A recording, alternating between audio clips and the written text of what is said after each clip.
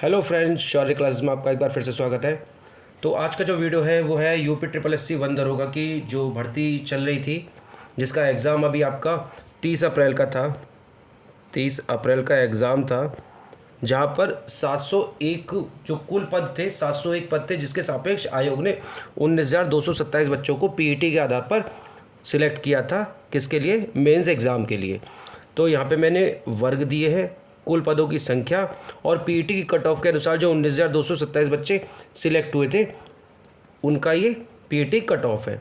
अब वीडियो शुरू होने से पहले मैं एक चीज़ बोलना चाहूँगा कि इसी के साथ साथ 3 वैकेंसीज़ हैं इस समय जो बहुत ज़्यादा यूपी ट्रिपल एस सी की प्रायोरिटी हैं। एक लेखपाल का डीवी, जो आपका लेखपाल का डीवी के लिए उन्होंने कट ऑफ निकाल दी है। उसके अलावा साथ ही साथ उनको इस मंथ में, नेक्स्ट मंथ में वीडियो का री एग्ज़ाम कराना है, जो 2018 की वैकेंसी थी 1953। और उसके साथ साथ 1 दरोगों का मेंस का रिज़ल्ट निकाल कर उनको इसका फिज़िकल भी कराना है। और ये तीनों ही प्रोसेस बहुत तेज़ी से चलेंगे, आप इस चीज़ को समझिए। अब मैं यहाँ पर आपको एक अनुमानित शारीरिक परीक्षण जो होने वाला है 1 दरोगा में, उसके लिए अनुमानित एक मेरिट जो आपकी कट ऑफ जा सकती है, उसको मैं आधार बनाऊंगा। चलिए शुरू करते हैं कुल पदों से। अगर मैं बात करूं general, OBC, EWS, SC, ST, साथ ही साथ मैंने फीमेल भी लिया है, क्योंकि लास्ट वीडियो में क्या हुआ था कि कुछ कमेंट्स ऐसे आ रहे थे कि सर आपने फीमेल को नहीं लिया, फ्रीडम फाइटर को नहीं लिया। तो मैं वही चीज़ बता रहा हूँ कि ये 36 आरक्षण का मामला होता है, इसमें मैंने फिर भी फीमेल्स को इसमें ले लिया है। अब कुल पदों की बात करते हैं तो जनरल के 701 पद में से 288 पद है, ओबीसी के आपके 163 पद है, साथ ही साथ ईडब्ल्यूएस के 70 पद है और एससी के 160, एसटी के 20। इन कुल पदों को मिलाकर 701 पद बनते हैं। फीमेल के 140 पद है, फीमेल के 140 पद है, जो कहीं ना कहीं इन्हीं कैटेगरीज के अंदर आते हैं। ठीक है। अब पीईटी की कट ऑफ आप सभी ने देख ली। पीईटी का एक बड़ा यूपी ट्रिपल एस सी का ना बड़ा अलग ही एक नेचर आ रहा है देखने में, कि जितने भी एग्ज़ाम हुए, चाहे लेखपाल का प्रारंभिक परीक्षा हो, जब उसने लेखपाल के लिए बच्चे सिलेक्ट किए थे, वो जनरल, ओबीसी और ईडब्ल्यूएस तीनों की मेरिट सेम लगा रहा है। आप चाहें तो लेखपाल के डीवी के लिए भी जो मेरिट लगाई है उसको भी देख सकते हैं। उसने सारी कैलकुलेशन एक ही जगह कर दी है कि जनरल, ईडब्ल्यूएस और ओबीसी इन तीनों की मेरिट एक जगह लगाता है। तो अब जो आने वाले रिजल्ट हैं वहाँ पे थोड़ा संशय रहेगा कि क्या आयोग फिर दोबारा से अपनी ये चीज़ों को रिपीट करेगा या नहीं करेगा। देखते हैं। अब वीडियो वाला जो एग्ज़ाम है, री एग्ज़ाम, उसमें नहीं होगा ऐसा। उसमें क्यों नहीं होगा? क्योंकि उस समय ईडब्ल्यूएस का कोई आरक्षण नहीं था, जहाँ तक मेरे को पता है, मुझे जहाँ तक जानकारी है कि ईडब्ल्यूएस का कोई आरक्षण वाला मैटर नहीं था ना, वहाँ पे ईडब्ल्यूएस की वैकेंसीज़ है। तो पुरानी भर्ती है, पुराने नियम के अनुसार ही होगी। अब बात करते हैं पीटी की कट ऑफ कितनी गई थी, जहाँ पर 701 लगभग कितने गुना बच्चे लिए थे इन्होंने लिए थे 15 गुना बच्चे, 15 गुना बच्चे, जबकि लेखपाल में उसने 30 गुना लिए थे। आपको एक चीज़ समझ में आती है, लगभग 15 गुना बच्चे लिए हैं इसने। अच्छा, पीईटी की कट ऑफ कितनी गई थी जब उसको 15 गुना बच्चे लेने थे? आप चीज़ समझिए, 75.69, 75.69, 75.69, एससी की 70 और एसटी की बहुत नीचे गई थी 48.45। फीमेल की भी इसी तरीके से ठीक ठाक मेरिट गई थी 72.22। अब देखिए हुआ क्या, एग्ज़ाम 30 तारीख को हुआ। आयोग ने तो अपने हिसाब से, मेरिट के हिसाब से, इस पर केस भी चल रहा है, कोर्ट में केस भी है कि जो आयोग ने पीईटी की कट ऑफ निकाली थी उसका क्राइटेरिया क्या रखा। क्योंकि जब लेखपाल जैसी भर्ती में 30 गुना बच्चे लेते हैं, 15 गुना लेने का क्या औचित्य था? जबकि इसके बाद कई पड़ाव हैं। जैसे पड़ाव का क्या था? मेंस एग्ज़ाम था, मेंस एग्ज़ाम के बाद अभी तो शारीरिक परीक्षा है इसमें, तो कई सारे प्रोसेस है, तो आपने 15 गुना ही क्यों लिए? इस पर भी एक केस कोर्ट में अभी विचाराधीन है। अच्छा, अब इसकी बात करते हैं। ये मेरिट उसने लिया था तो मेरिट काफ़ी हाई गया था। बहुत बच्चे उम्मीद लगा के बैठे थे कि हमारा पीईटी में कहीं ना कहीं इसके 1 दरोगा के सापेक्ष सिलेक्शन हो जाएगा, बट ऐसा नहीं हुआ, मेरिट बहुत हाई चलेगी। अब यहाँ पे देखने वाली बात थी कि जब 30 तारीख को, यही मेन मुद्दा है, इसी वजह से अगर इसको अब जाके शो करें ना तो आयोग को समझ में आएगा कि हाँ उसने गलती करी थी, लेकिन कोई अपनी गलती स्वीकार नहीं करता। 30 तारीख को जब पेपर हुआ 19,227 बच्चों का, तो इसमें से सिर्फ 60% से 62% बच्चे ही परीक्षा में शामिल हुए। अब देखिए हुआ क्या, इससे ये हुआ कि कंपटीशन में रह गए सिर्फ 11,800 के लगभग 11,800 के लगभग बच्चे ही थे जो किसके 701 वैकेंसी के सापेक्ष परीक्षा में बैठे थे। तो आयोग को ये सोचना चाहिए था कि कंपटीशन कितना कम हो गया। 40% बच्चे, होता क्या है कि जो अच्छे नंबर वाले बच्चे हैं वो फॉर्म तो फिल कर देते हैं, लेकिन आप इसके स्तर को देखिए, अभी आप इसमें और भी देखेंगे यहाँ कंपटीशन बिल्कुल भी नहीं है। इस वाली भर्ती में कंपटीशन मैं कहूँगा कुछ भी नहीं है। क्यों? क्योंकि यहाँ पे क्राइटेरिया ये दिया था कि बच्चा एलिजिबिलिटी क्या थी, बच्चे की एलिजिबिलिटी थी कि बैचलर डिग्री इन साइंस लिख दिया मैंने, वहाँ पे पीसीएम मांगा था साइंस के इंजीनियरिंग से डिपार्टमेंट से, मतलब कुल मिला के जो साइंस बैकग्राउंड के बच्चे थे सिर्फ उनको ही शामिल किया गया था। उसके अलावा अभी आपका शारीरिक परीक्षा भी है, अभी आपका एक अनुमानित कट ऑफ आएगा किसके लिए, शारीरिक परीक्षण के लिए। उसके बाद डीवी का भी प्रोसेस है। मानते हैं कि उस समय बहुत कम बच्चे ऐसे होंगे, लेकिन और एक चीज़ और कंपैरिजन की भर्ती में ये जो है 2800 ग्रेड पे की भर्ती है, 2800 ग्रेड पे है इसका, तो ग्रेड पे भी ठीक ठाक है इसका, ठीक है। उसके अलावा वर्दी वाली जॉब है, बहुत से बच्चे ऐसे होते हैं जो वर्दी वाली जॉब चाहते हैं, तो उस हिसाब से आयोग को ये सोचना चाहिए था कि यहाँ पे जो उसने 15 गुना बच्चे लिए हैं ना, वो ज़्यादा ले सकता था ताकि और बच्चों को भी मौका मिलता। चलिए कोई नहीं, ये तो विषय अब ख़त्म ही हो चुका है कि कितने बच्चे लिए नहीं लिए। उसके अलावा इस पूरे प्रोसेस में जब अभी शारीरिक परीक्षण की कट ऑफ आएगी, जो मैं आपको अभी बताऊंगा कि लगभग कितनी जा सकती है, क्योंकि पेपर जो हुआ है ना, एग्ज़ाम जो हुआ है, एग्ज़ाम में ना 100 क्वेश्चन थे और 100 ही मार्क्स थे और टाइम था 120 मिनट का, यानी कि 2 घंटे में आपको 100 क्वेश्चन करने हैं, 100 ही नंबर के। नेगेटिव मार्किंग कितनी थी? नेगेटिव मार्किंग थी 1/4, जो आयोग की हमेशा चलती आई है, 1/4 की नेगेटिव मार्किंग थी। अब यहाँ दिक्कत एक ये है कि जो ये 100 क्वेश्चन है ना, बच्चे तैयारी क्या करते हैं समझिए, चाहे वो साइंस बैकग्राउंड के हो चाहे आर्ट्स बैकग्राउंड के हो, वो सभी की सम्मिलित तैयारी करते हैं। यहाँ पर ये 100 के 100 क्वेश्चन, जहाँ तक मुझे जानकारी है, सिर्फ किससे आए हैं, इसके रिलेटेड सब्जेक्ट से, 1 से रिलेटेड जितना भी है। अब इससे पहले जो भर्तियां हुई, इससे पहले एक शायद उत्तराखंड की हुई थी भर्ती और उसकी बिहार की भी हुई थी शायद, मुझे कंफर्म नहीं है।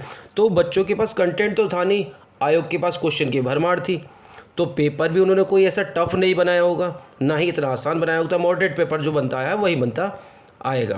तो लेकिन जो 100 क्वेश्चन थे ना, वो सारे के सारे किससे थे, जो इससे संबंधित विषय है उससे ही संबंधित क्वेश्चन थे। तो बच्चे यहाँ पे खेल कर गए। क्या हुआ, कितना भी टाइम मिल जाए, जब आपको कोई नई चीज़ पढ़ने को मिलेगी तो आप 1 महीना 2 महीना 3 महीना कितना भी अच्छा पढ़ ले, लेकिन सब कुछ नहीं पढ़ सकते। बच्चे क्या होते हैं, मैथ है, साइंस है, जीएस है, ये सब बच्चे शुरू से 10-10 साल से 5-5 साल से, क्योंकि उनके सब्जेक्ट भी हैं ये पढ़ते हुए आ रहे हैं, तो उनको इतनी दिक्कत नहीं होती चीज़ों को एडजस्ट करने में। अब ये सब कैलकुलेशन आपने देख ली कि एग्ज़ाम उसका 30 तारीख को हुआ, सिर्फ 11,800 बच्चे बैठे हैं 701 वैकेंसी के सापेक्ष में। एग्ज़ाम में 100 क्वेश्चन थे, तो अब मेरिट कहाँ तक जा सकती है? सबसे बड़ी संभावना वाली बात यह है कि मेरिट कितनी जानी चाहिए। तो मेरा एक अनुमान है, क्योंकि आज आप लोगों ने एक गौर नहीं किया कि ये जो 40% बच्चे थे इन्होंने एग्ज़ाम क्यों छोड़ा, कोई कारण रहा होगा। ऐसा तो नहीं है कि कोई बच्चा तैयारी करता है, भाई पीईटी में जितने भी बच्चे सिलेक्ट थे ये क्रीम बच्चे थे, ना, तो इसी वजह से कि इन बच्चों ने 40% बच्चों ने एग्ज़ाम क्यों छोड़ा, इसलिए छोड़ा क्योंकि ये जो आपको दिख रहा है ना, ये बहुत बड़ा हर्डल है। हर कोई फिज़िकली फिट नहीं होता और 25 किलोमीटर की पैदल चाल मजाक नहीं है। आप कभी ट्राई करके देखना, और ना ही ऐसा है कि 1 महीने हम दौड़ लेंगे तो हमारी निकल आएगी, नहीं, ये सालों की मेहनत होती है। क्योंकि फिज़िकली फ़िट होने के लिए ना बहुत सी चीज़ें ऐसी हैं जो आपको कंटिन्यूटी में करनी पड़ती है। तो ये जो हर्डल है ना, ये अभी भी है। अभी भी आप सोच रहे हैं ना कि 11,800 बच्चे हैं, उसके सापेक्ष 701 वैकेंसी के, तो क्या जाएगा। और मैंने जानकारी प्राप्त करी, जो मैंने देखा कि रेलवे में क्या होता है, रेलवे में भी डी ग्रुप में फ़िज़िकल होता है। रेलवे में वो 10 गुना बच्चे बुलाता है पोस्ट के, फ़िज़िकल के लिए 10 गुना बच्चे। अगर सपोज 100 पोस्ट है तो 1000 बच्चे बुलाएगा। और अभी एसएससी जीडी में 8 गुना बच्चे बुलाए गए हैं। अब ये दोनों ही भर्तियों में फिज़िकल लोगों को पहले से पता है अच्छे लेवल पे कि हाँ भाई फिज़िकल होता है, तो इसकी रेलवे डी ग्रुप की भी तैयारी आज भी पहले से करते हैं बच्चे, और एसएससी जीडी की तो करते ही करते हैं फिज़िकल की पहले से तैयारी। लेकिन जब वन दरोगा के पद आए उसके बाद बच्चे संशय में थे कि यार पीईटी का सिलेक्शन होगा, उसी के बाद मैं कुछ ट्राई करूँगा। भाई बहुत से बच्चे ऐसे भी तो होंगे, मान के चलो 60 नंबर वाला बच्चा था, वो ये इंतज़ार कर रहा था कि अगर मेरा पीईटी में सिलेक्शन, पीईटी की कट ऑफ में सिलेक्शन होगा वन दरोगा के लिए, तभी मैं फिज़िकल स्टार्ट करूँगा, तब तैयारी करूँगा। तो उस तरीके से ये भी तो बच्चे हो सकते हैं ऐसे, ये भी बच्चे हो सकते हैं। इनमें से कुछ, ये सारे नहीं हो सकते, लेकिन कुछ % बच्चे तो ऐसे हो सकते हैं जो कहीं ना कहीं इस उम्मीद में थे कि जब मेरे को मेरिट क्लियर हो जाएगी ना पीईटी की कट ऑफ, उसके बाद मैं फिज़िकल की तैयारी करूँगा। तो आप देख लीजिएगा पीईटी पीईटी दोनों ही सेम पीईटी बोलते हैं, शारीरिक परीक्षण जो होता है ना, वो आपको कहीं ना कहीं डाउट में डालेगा। अब मेरा जो एक अनुमान है, देखिए ये तो था पीईटी का कट ऑफ, अभी लेखपाल का कट ऑफ डाला था जिसमें अलग अलग सेक्शन थे, वहाँ पे मैथ भी था, उसके अलावा हिंदी भी था, ग्रामीण परिवेश भी था और जीएस भी था, चारों अलग अलग सब्जेक्ट थे। यहाँ पे क्या था, 100 क्वेश्चन एक ही सब्जेक्ट से। तो मेरा अनुमान यह है कि जनरल, ओबीसी और ईडब्ल्यूएस सेम लगेगी। फिर मैं बोल रहा हूँ कि आयोग के पास ना एक जो नए नए सर्कुलर तो निकालता रहता है, वो अपने आप को बिल्कुल साफ पोस्ट दिखाता रहता है कि हाँ भाई ऐसा है, वो 15 गुना ले या 5 गुना ले या 3 गुना ले, वो बिल्कुल ही क्लियर करके चलता रहता है। तो मुझे जो अनुमानित कट ऑफ लगती है नेगेटिव मार्किंग के बाद, कि आपकी जनरल, ओबीसी और ईडब्ल्यूएस 65+ मार्क्स वाले जो बच्चे हैं, 65+ मार्क्स वाले जो बच्चे हैं, वो कहीं ना कहीं फ़िज़िकल की तैयारी शुरू कर दी होगी मुझे लगता है, क्योंकि एग्ज़ाम देने के बाद बच्चे इतना तो आश्वस्त हो जाते हैं कि हाँ भाई मैं फ़िज़िकल के लिए अब तैयारी कर सकता हूँ। और अगर आपकी तैयारी पहले से अच्छी है, कोई बात नहीं, फिर आगे के एग्ज़ाम की तैयारी कीजिए, क्योंकि अच्छा करने के लिए कोई ये तो है नहीं कि रुकावट है। तो 65 इन तीनों ही, जनरल, ओबीसी और ईडब्ल्यूएस, क्योंकि बहुत से लोग मेरी बात से कहीं ना कहीं सहयोग रखेंगे कि हाँ भाई सर बोल रहे हैं तो हो सकता है ऐसा हो। आप एक चीज़ देखें ना, क्योंकि ये जो अभी क्राइटेरिया है ना दौड़ वाला, वो कहीं ना कहीं बच्चे के लिए एक हर्डल है। मैं फिर दोबारा बोल रहा हूँ, ठीक। फीमेल में भी सेम यही कंडीशन है कि अगर 65+ मार्क्स है तो आप फीमेल में बिल्कुल श्योर रहिए कि हाँ भाई चांसेस हैं 65+ मार्क्स के। कैटेगरी में आ जाते हैं एससी और एसटी। एसटी और एससी में भी कोई ज़्यादा फ़र्क नहीं। एसटी का तो रहेगा, एसटी का जो नॉर्मल मैं कहता हूँ ना कि 20 पद है, ये उसके सापेक्ष कितने गुना बुलाएगा भाई, उसको अगर रनिंग करवानी है तो 10 गुना बच्चे बुलाएगा। और ये बच्चे जो हैं वन दरोगा वाले बच्चे कहीं ना कहीं लेखपाल में भी होंगे। अब कुछ लोगों के लिए भाई, मुझे शायद इसका सही आकलन ना हो कि जो जितनी भी ये जॉब होंगी वन दरोगा की, क्या होगी, आपको होम डिस्ट्रिक्ट में मिल जाएगी। होम डिस्ट्रिक्ट में वन दरोगा नहीं, लेखपाल की जॉब होम डिस्ट्रिक्ट में मिल जाएगी। ग्रेड पे मायने रखता है, 2800 ग्रेड पे और 2000 का ग्रेड पे अलग अलग मायने रखता है, मानता हूँ। लेकिन इसमें क्या होगा कि जॉब कहाँ रहेगी, जहाँ पे फॉरेस्ट एरिया है। भाई फॉरेस्ट एरिया जो है वहीं पर आपकी जॉब रहेगी ज़्यादातर।